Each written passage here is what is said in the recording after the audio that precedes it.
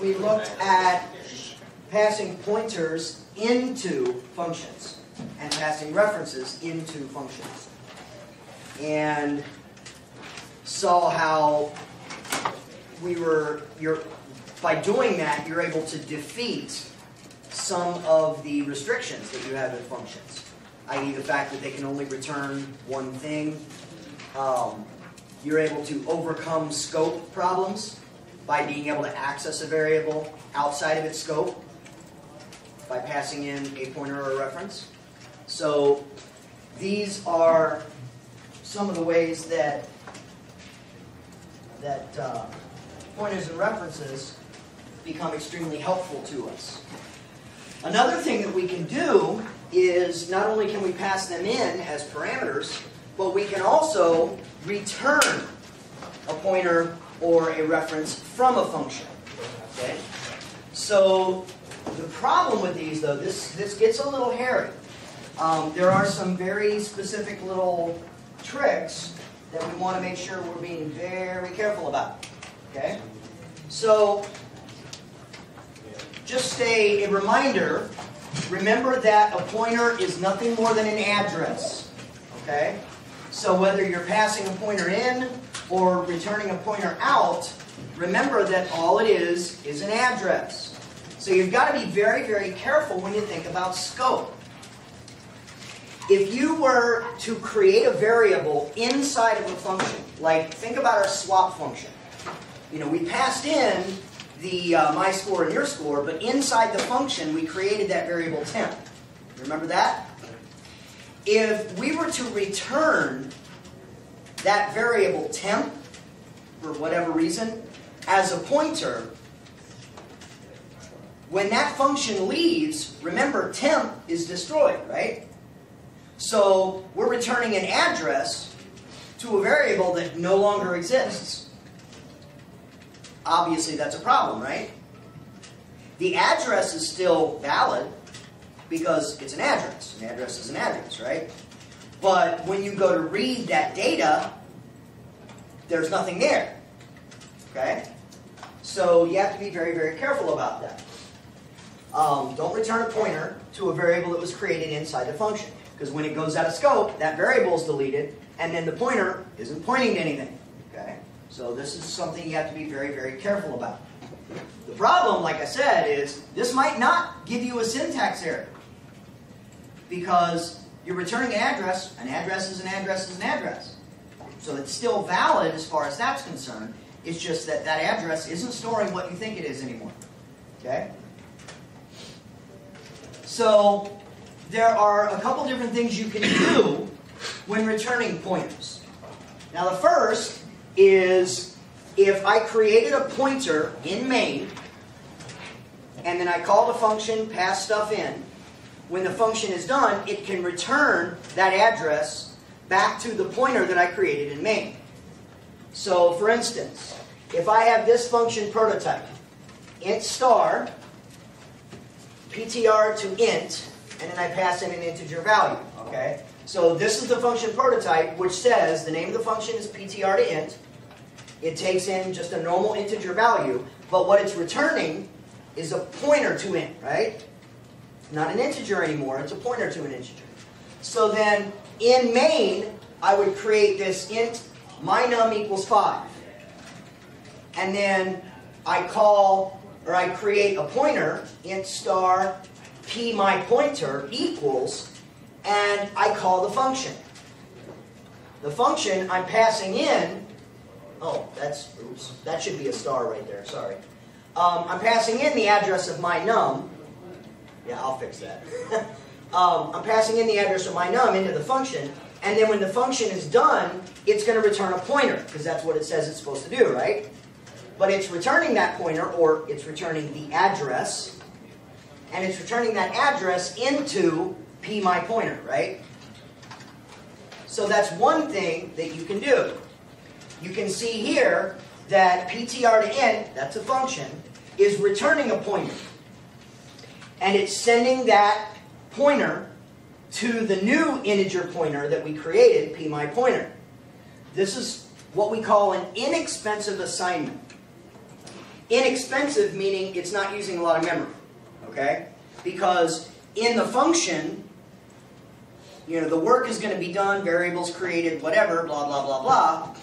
But in the end, when I return that address, the address, all I'm returning is an address. I'm not returning an int, or I'm not duplicating variables and all that kind of stuff. So I'm just saying, here's the address to whatever it was that I was dealing with, okay? So it's inexpensive. I'm not using a lot of memory, okay? Another thing that you could do is I could create this new pointer and use that new pointer to change the original value. So that's going to look like this. God, I can't believe I screwed that up. Again, I've got pointer to int is the function, and it's returning a pointer. So in main, I would have int my num is 5. I would create int star p my pointer equals pointer to int and pass in the address of my num. Okay? So just like before, I'm returning a pointer out, or an address out to this p my pointer. And then I would dereference p my pointer and add 10 or whatever. So what I'm doing here is the same thing I did before, but now I can use the pointer to modify that original value, whatever it happens to be, instead of using the actual variable to do it. Okay? And where this can come in handy is in arrays and things like that. I'll show you a little bit later. Okay? So you can see here, p my pointer is being dereferenced, and it's being dereferenced so that I can add 10 to whatever that variable was that I returned out. Okay? The other thing that you could do is I could also, when I return a pointer, I could copy that pointer into a new variable that I create. So this is where if there's a variable that I'm creating in the function and I need to return that, I can return that as a pointer, but put the value into an actual new variable so that I don't have to worry about losing scope. Okay? So here, same thing. I have int star pointer to int. Okay? In main, I create my num, and I create an integer variable, int new value. So it's just a regular integer, and then I call the function. But realize when I do this, because I'm wanting it to return an actual integer, just like when I want to get to the value of a pointer itself, I have to dereference. So here, I'm dereferencing the entire function, right? Because what the function is spitting out is an address, so I need to dereference that address to get to the value. Does that make sense? What's happening is, and if you look at the previous ones, if you look at this one, the ptr to int function is running. And what it's sending out is an address. So when that address comes out, I have to put it into a pointer, because that's what it's expecting to do, right? So if I want to, let's say that address was to a variable that had a value of 50. Okay? If I want that 50 to go into a variable instead of the address, which is what I would be doing here, I can't just call the function and let it return because it's returning an address. So anytime you're looking at a pointer and you want to get to the actual value rather than the address itself, you just dereference the pointer and it gives you the value. So here, that's what I'm going to do. I'm going to dereference the address that's being returned to get to that value of 50, and 50 is what's getting put into this new value variable. Okay? You can see here, pointer to int, the function is returning a pointer again, and that pointer is going to be dereferenced and given the new integer variable, and given to the new integer variable new value. Now this one is what we call an expensive assignment, because here we are dealing with value. Okay, so we're creating a new 32-bit chunk of memory space for this integer rather than just an address. Okay? Alright. Now references. Okay, same kind of thing with references. Again, remember that all reference is a nickname. Okay? It's a nickname. In the case of these functions now, it's a nickname that's being returned. Not a value, not a variable, it's just a nickname. So again, you have to be careful with scope. You don't want to return a reference to a variable that was created in the function, just like with pointers, because if you create the variable in the function, when you leave scope, that variable's gone, so this reference is a nickname literally to nothing. This will give you a syntax error. Okay? If you tried to do that, it would actually give you a syntax error because you have a nickname to nothing. And that's a problem. Okay? Whereas with pointers, you might not get a syntax error because the address is still valid. With a reference, there's nothing there for it to refer to. Okay? So, you can do basically the same things with a reference. I can return the reference into a new reference. So I have the function here, ref to int, that's returning an integer reference. Okay? So in main, I create my num. I set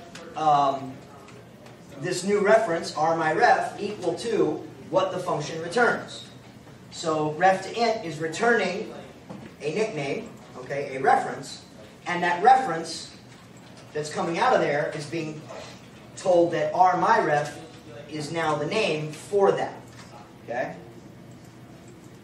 What's happening here is ref to int is returning a reference, and it's storing that reference in the new reference rmyref.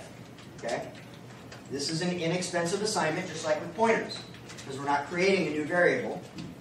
We're not taking up space. The new ref can be used to change the original value. Just like, with a normal reference, we can do that. So when the function is called here, int ampersand rmyref equals ref to int, this is a reference, so I can use my ref to modify whatever the original variable was. Okay? And of course, I can use a reference to copy the information into a new variable as well, just like I can with pointers. Okay?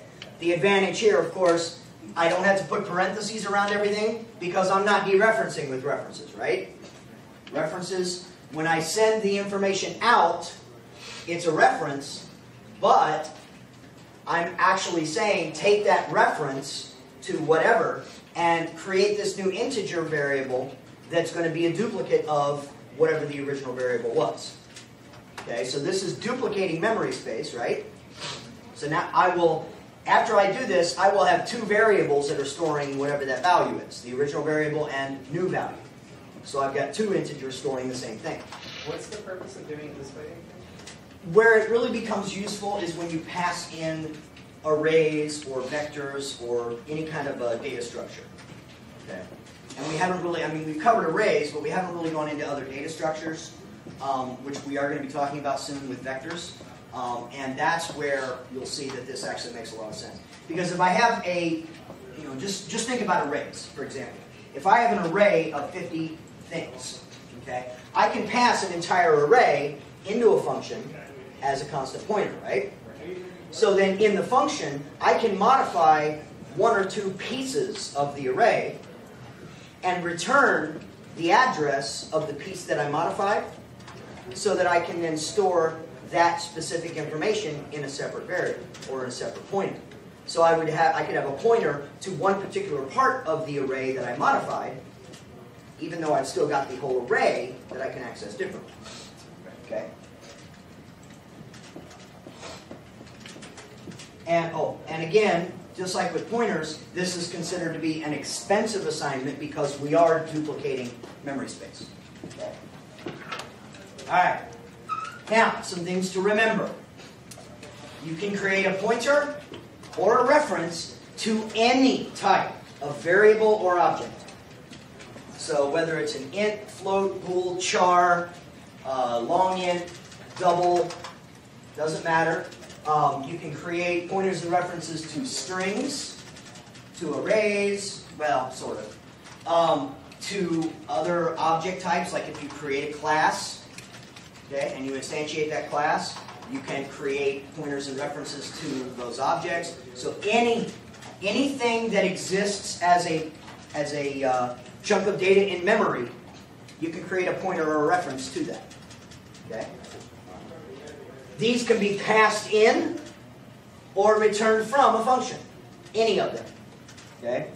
So if I have, and that's really where pointers and references become extremely useful, is when you create a class and you have an object. Because a class, you can have 7 different variables and strings and functions and all these different things that are a part of a class.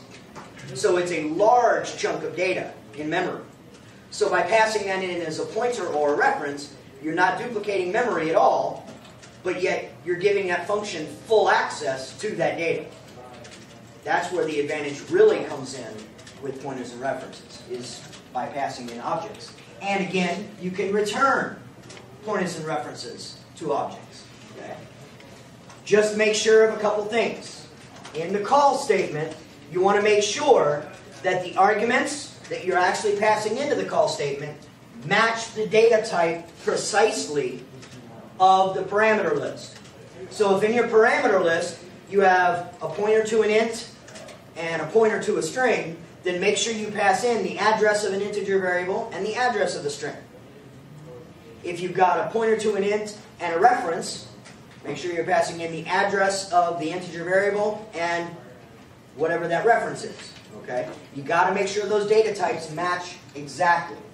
If you're passing in an array, remember it's not just a pointer. An array is a constant pointer, right? So in the call statement, you're still just passing in an address. But remember that it's going to be viewed as a constant pointer because you don't want to change what that pointer is looking at. Okay? And remember that in a return, the assigned object, whatever you're returning it to, also has to match that return data type. So if you're returning a pointer, make sure you remember that that means you're sending out an address, so you have to put that address into a pointer, or dereference it to get it into a variable. Okay? So, again, this is where the true usefulness of pointers and references exists, is in that ability to pass in pointers and references and to return them as well. Okay? Now,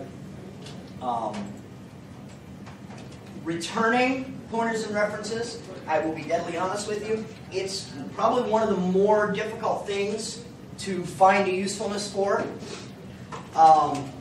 except in the case of things like arrays or vectors or other types of data structures, which we will be looking at that when we look at the STL and when we look at vectors. Okay? But there is one of the chunks of code that I had showed you here. Let me pull this out.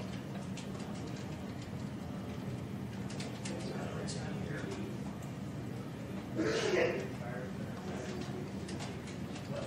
think it's this one.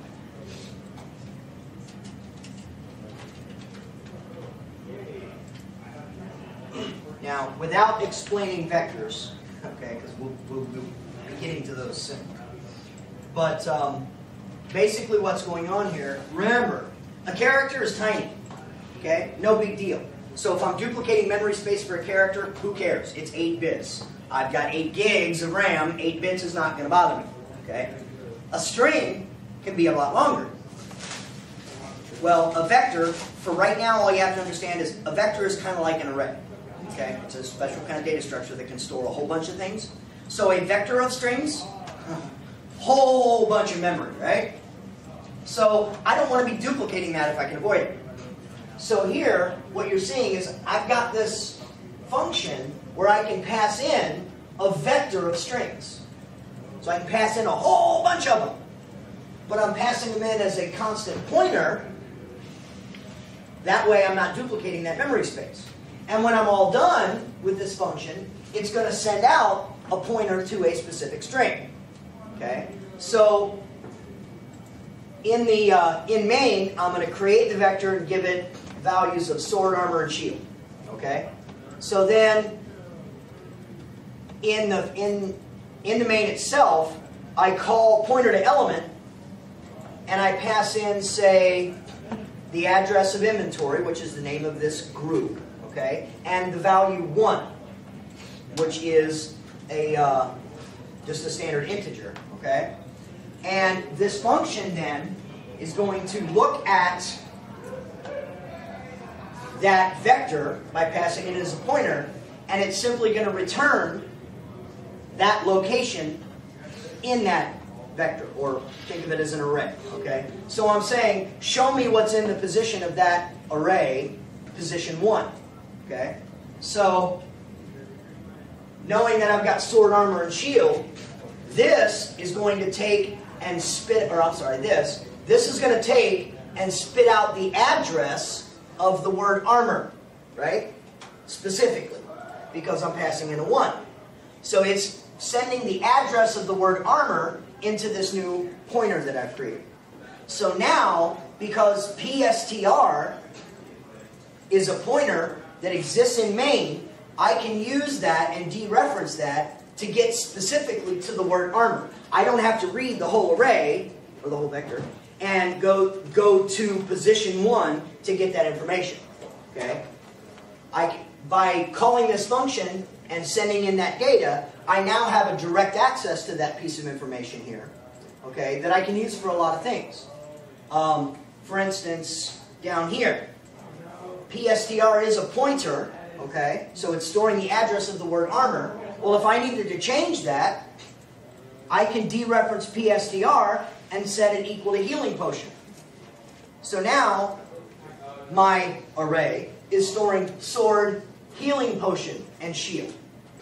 So in main, I can change that location without trying to access specifically in array notation or vector notation or anything like that. I can use that function to give me the address of that and then make my modifications where I need to. Okay? So can you use references to do that? Yes, references, same way. Okay? And I will show you that.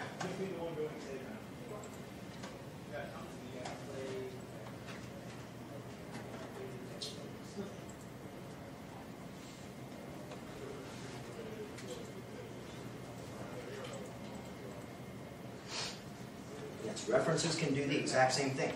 Okay? So you see the function prototype. This time, same scenario. I'm passing in a reference to my vector, and it's spitting out a reference. So again, you know, when I call the function and pass in inventory 1, rstr is now a reference to that specific location of my array or vector. Okay?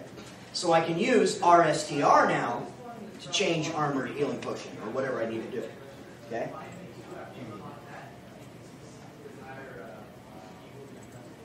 Alright?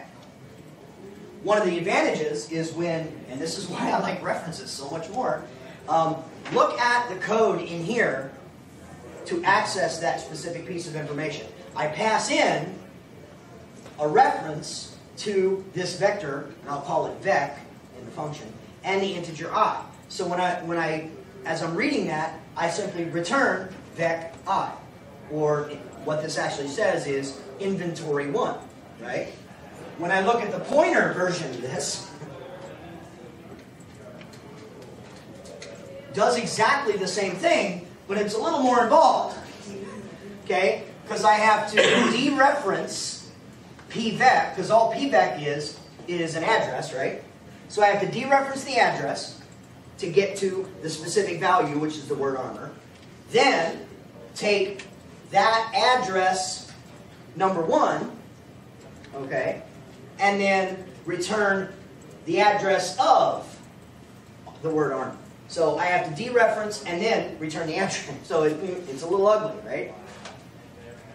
So the references to me, I mean, again, they both work. Whichever way you like, whatever one you want to work with is great.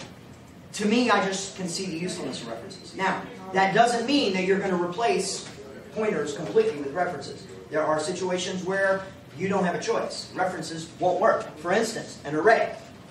There is no way to pass an array as a reference. The only way you can deal with arrays is by passing the constant pointer, which is the name of the array. Okay? And there are some other things where pointers become very, very useful. Okie dokie? Alright. So, quick question for you. I asked you to go through that PowerPoint that Phil had up there, Pointers in Dynamic Memory, the one with all the cool kitties. Okay. He loves cats, apparently. Those of you that went through there, can you tell me what the new keyword can do for us?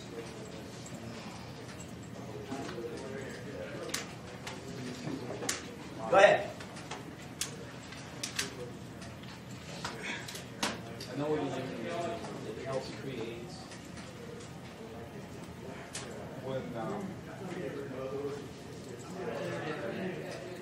when it comes to classes, we'll be using it. It helps create a new object. You can do it for objects of a class, but where it really becomes awesome is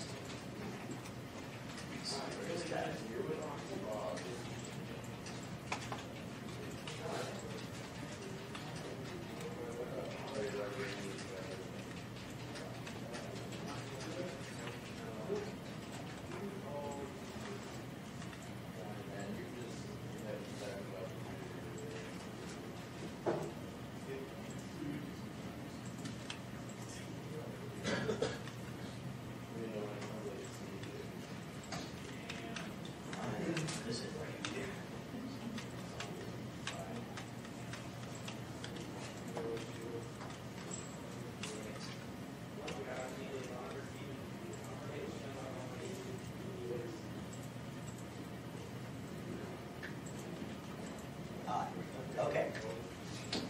The new keyword and the delete keyword are very, very useful little tools for us. They give us the ability to allocate memory without saying how much we want to allocate. Or, in the case of delete, to eliminate that allocation. Okay? Now we know that when we create arrays, typically, we know that an array, for all intents and purposes, is static. That means if I create an array of 5 elements, it's 5 elements forever. It cannot be changed. Okay? So, one of the things that I can do using the new keyword is basically I can create an array that I don't have to tell it how big it's going to be. I can create a dynamic array. Now, the simple reality is what you're doing with the new keyword is creating a pointer. But what is the name of an array? It's a pointer. So if I create a pointer, I can use that pointer to indicate an array. So I would basically say, okay, here's a pointer variable, and set it equal to a new whatever the data type is. So, for example, I have int star my int pointer. So I've created this pointer variable. Okay. Then I set that pointer variable equal to a new int. So that means that my int pointer is now a pointer to a new integer location. Okay. Other examples would be my char pointer equals new char, my float pointer equals new float, etc., etc. Okay. So I could also do this. Int star myint array, and then myint array equals new int 3. Okay? That's a way to allocate a specific sized array. Problem here is I'm still saying it's an array of 3 elements.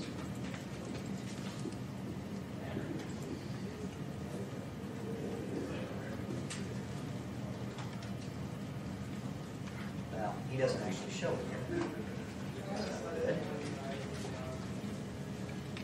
Okay, well, if you've looked it up on some of the tutorials or things like that, I could do it this way. Int star myint array equals new int, open square, close square, and not specify a number. That simply says, I'm creating an array. How big is it? Don't know yet. And what will happen is, the array will get bigger as I add things to it. Yes, there is a danger. Okay? You have to be extremely careful to know that you're not just dumping stuff into this. And the most important thing is, if you do this, when you are done with this program, make sure that you deallocate that memory. Because while we know that when you go out of scope, memory is released, however, there are going to be times where the data will still be in memory, and there can be lingering allocations, especially when you use the new keyword. Because what it does specifically is allocate memory not to the program, or, well, it is to the program, but it's not necessarily for the program, it's for the operating system to know that it's for the program. If that makes sense. That's sort of, I mean, let me put it this way. That's an extrapolation. That's not exactly what's happening. But reality is, if you don't delete it, you could be left in a situation where you're killing your memory. So by deleting, you can either delete the pointer by itself, like this, or if you've created it as an array, you delete square brackets myIntArray, or square brackets name, or whatever it happens to be. Okay? So if you're ever going to use the new keyword, just note and make sure that when you're done with whatever that object or string or array or whatever is, that you delete it when you're done. So that you do not just totally kill your RAM. Okay? Questions?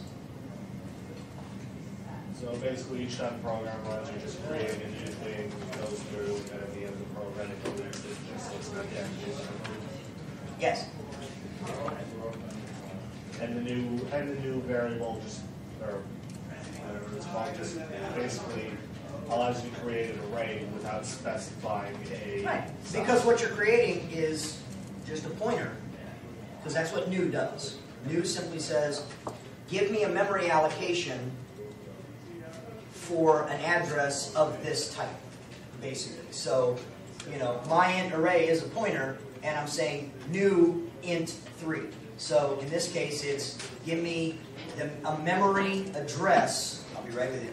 Give me a memory address for an integer, but I need 3 is what this says. Just the standard new keyword like this says, give me a memory address. This literally says, give me a memory address for integers. So find the address and allocate 32 bits of that. Okay? And then put that address here. And then I can use this as a pointer. And the benefit here is I've never created a variable. I've just got this wonderful address here, and I can use this address. Okay? Your question. Let's say that you, inside of a function, you use new to create something. Could you, outside of that scope, delete that allocation? Nope. So before you leave that function, you'd have to. Yep. Because if it's, wherever it's created is the only place it exists. Okay? So, and that's the problem, is you create it in the function, you forget to delete it, so you're outside the function, and you try to delete, you can't because you're out of scope, but you think, it doesn't matter, I'm outside of scope, it's already gone. Maybe not. So, yes? And since you can create arrays of a specific length using the new keyword, can you also pass in a variable for the length, seeing how you can also create variable length arrays? Honestly, I want to say no, but I'm going to have to look that one up. I apologize for not having the immediate answer to that one. Yeah, I apologize. I want to say no, because I just don't think that that's something you can ever do. But I will look into that, because actually, well, wait a minute, no. You could always pass it over. Actually, yeah. Actually, I think you can. I think in that circumstance, you can pass in a variable. I know you can pass in a constant, but you can always pass in a constant. So, let's see. There's an easy way to find out.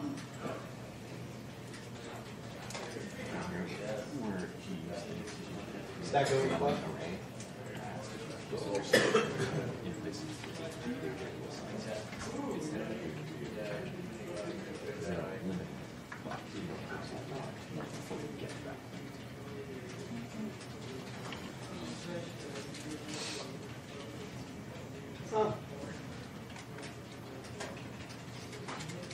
There's nothing on creating dynamic arrays. Yeah, there is.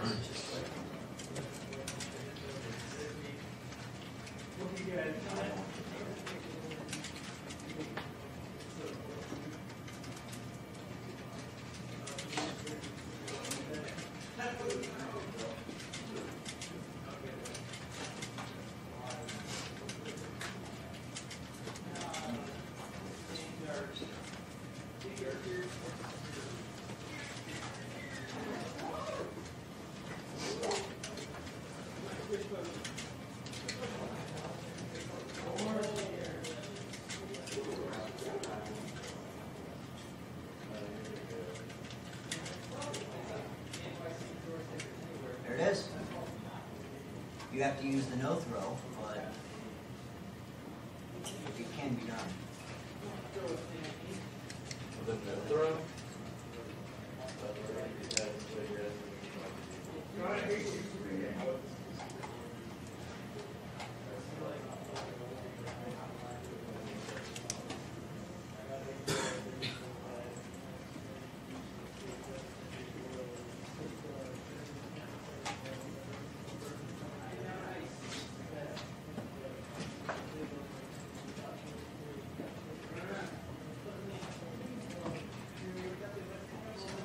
So it can be done. The answer to your question is it can be done. It's a little tricky.